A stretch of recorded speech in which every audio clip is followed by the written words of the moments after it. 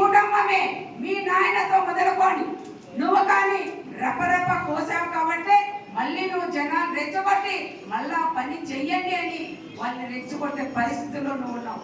దయచేసి sir Chandrababu sir ఇలాంటి వాళ్ళని వెంటనే మీరు శిక్షించి వీళ్ళ కేసులు పెట్టి లోపల బొక్కలు తొయ్యాలని,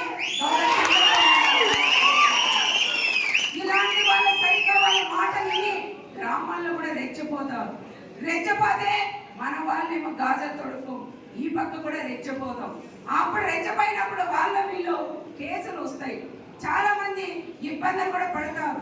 ఆయన రెపరెప అంటాడు, పైన ఉంటాడు, కింద వాళ్ళు మాత్రం చాలా ఇబ్బందులు పడే పరిస్థితులు ఉంటారు. కేసులు పడి కోర్టు చుట్టూ తిరగలేక చాలా మంది నష్టపోతారని ప్రత్యేకంగా చంద్రబాబు సార్ కూడా చెప్పి ఆయన వాయిస్ ఆ ప్రభుత్వం వైఎస్ఆర్ ప్రభుత్వం ఉన్నప్పుడు మా చిన్న కార్యకర్త గాని ఎవరైనా గాడు పెట్టి వాట్సాప్ లో పెడితే పోలీసులు తీసుకెళ్లి బట్టలు ఒట్టేసి కొట్టిన రోజులు మా కళ్ళకు కనపడుతున్నాయని చంద్రబాబు నాయుడు గారు కూడా మేము చెప్తున్నాం.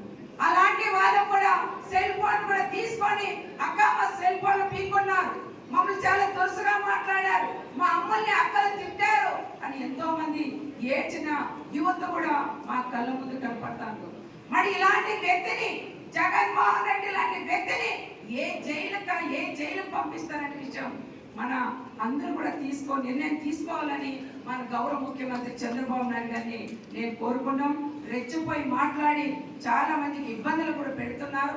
దయచేసి ఇలాంటి వాళ్ళని కఠినంగా శిక్షించాలని మరొక్కసారి చంద్రబాబు నాయుడు గారికి నా రాప్తాడు నియోజకవర్గం ప్రజలందరి తరఫున నేను సార్ కూడా విజ్ఞప్తి చేస్తున్నాను కూడా తెలియజేసుకుంటూ అందరూ పోయి